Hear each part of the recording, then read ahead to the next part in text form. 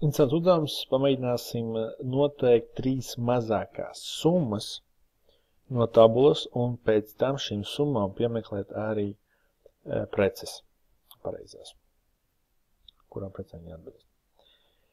Labi, pirmkārt šeit mēs negudrosim īpaši neko, pievienosim klāt vienu stabiņu, jo tabulai trūkst acīm redzami ieņēmumu. Un tā ir summa, vienkārši aprēķinu, scenārais daudzums. Nosakam, cik tad mēs samaksāsim par katru pirkumu.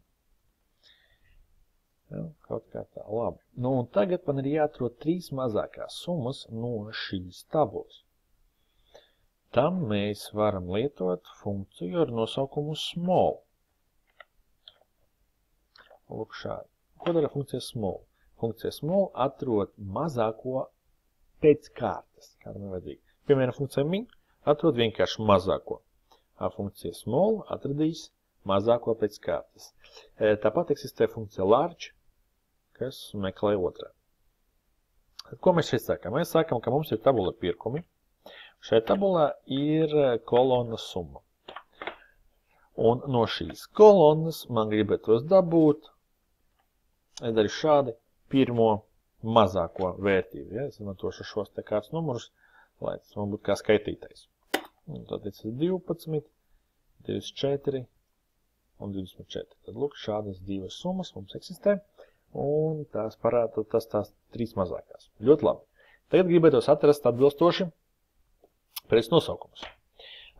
Summa man atrodas šeit, tad es meklēšu pēc summas, bet atgriezt gribu preces nosaukumu. Tad šis novietojums mums pasaka, ka VLOOKUP lietot nevar. Jo tas, kur es meklēšu, neatrodās pa kreisi no tā, ko gribu atrast. Pilnīgi otrādi. Tās, ko es meklēšu, atrodās pa labi no tā, ko es gribu parādīt. Ja, tas nozīmē, ka VLOOKUP nevar, jo VLOOKUP strādā otrādi. Šī tabula ir sākums, šī kolona ir sākums, tad pa labi aiziet tas, ko es gribu parādīt. Nevis otrādi. Tad VLOOKUP lietot šeit nevar. Un mums nāksies izmantot indeksu. Tad indeks. Ko mēs pasakām indeksā? Mēs pasakām, ka mēs gribam no tabulas pirkumi kolonas prece dabūt ārā to rindu, kas atbilst cipariņam 12 kolonā summa. Un pie tam liksim vēl nulīti, exact match, jo man vajag, lai atrod tieši šo 12. Un nospiežot enter, manā gadījumā mēs redzam, ka mums šeit lūk ir gaisma zobeni. Visi 3. Ja, mēs pārbaudīsim tomēr, ieliksim, tad sakārtosim no mazākā uz lielāko, un ko mēs redzam? Mēs redzam, ka mums ir kaut kāda kļūda šeit. Lūk, ir pirmie 3 mani mazie vērtējumi, 12, 24, 24, bet tāds, kad ir šeit gaismas zobens, kafija. Nevis 3 gaismas zobeni pēc kārtas. Kāpēc tas notika šeit? Ļoti vienkārši, jo pie šiem 2 vienādiem cipariem indeks vienmēr atrod tikai kaut ko vienu. Viņš nekad atradīs otru, ja ir 2 sakatības. Un tas pats tas notiek arī šeit. Lai tas tā nebūtu, mēs izdomāsim papildu stabiņu. Es domāju, ka tā būs pat labāk.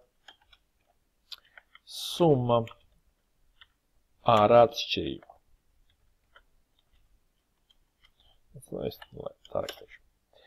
Un kas šeit notiks? Šeit es pamēģināšu dabūt to pašu skaitli 12, bet mazliet savādāku.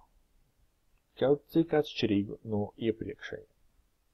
Un es to darīšu lūk šādā veidā. Tad šī summa plus. Un tagad man ir jāpaņem kaut kas tas atšķirīgs. Un tas atšķirīgais būs lūk šāds maziņš skaitlīts. Es pieskaitīšu šo skaitlīti klāt gadījumos, kad vērtības sakritīs, kad jau iepriekšēji bija. Un kā es to izdarīšu? Lūk šādi. Count if.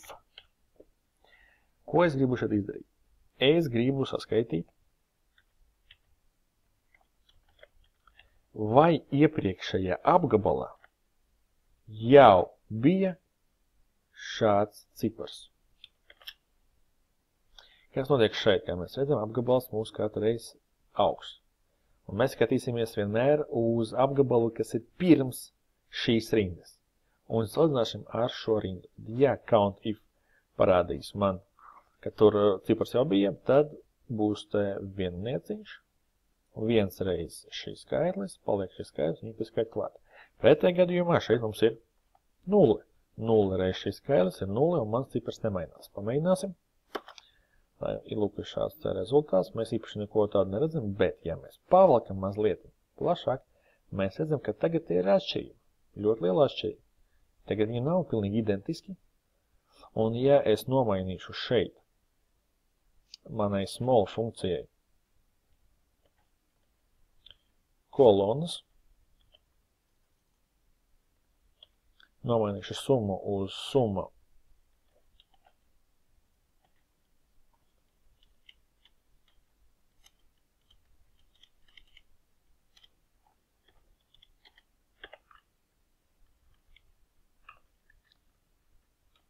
summa ar atšķirību, šādi, un paliksim uz leju, tad man vairs šādu problēmu nebūs. Un te man arī jānomaina uz summu ar atšķirību. Lūk, un tagad viņš atrod visu pareizi. Pie tam, ja man būtu 3 sakritības, piemēram šādi, man tāpat viss strādātu, jo šeit man tagad ir plus 0,1, 0,02. Kāpēc? Jo šajā gadījumā count if vēl parāda, ka ir tikai viens atkārtojums. Šajā gadījumā count if jau parāda, ka ir jau 2 atkārtojumi. Un 2 reiz 0,01 ir 0,02. Un tā mēs katru reizi iegūstam tos papildinātājus. Nu, un tā mums izdodās paņemt katru reizi savu preci. Ja, tad šeit tā galvenā doma ir, ka mēs nevaram atrast pie vienādiem cipariem dažādas preces. Mūsu uzdevums ir izdomāt paņēmienu, kā piespiest, lai šie skaidri atšķirās. Ja, un šāds skaidrs, tas ir gandrīz vai 24, aprēķinos, tas gandrīz nebūs pat redzams, it īpaši, ja mēs izmantosim apaļošanu, bet vēl lookupam, šajā gadījumā index un match, tas ir ļoti svarīgi, un tādā veidā mums izdodās atšķirt divus ciparus. Protams, ka var mēģināt atrast kādu citu paņēmienu, bet šis ir tāds viens no vienkāršākajiem paņēmieniem.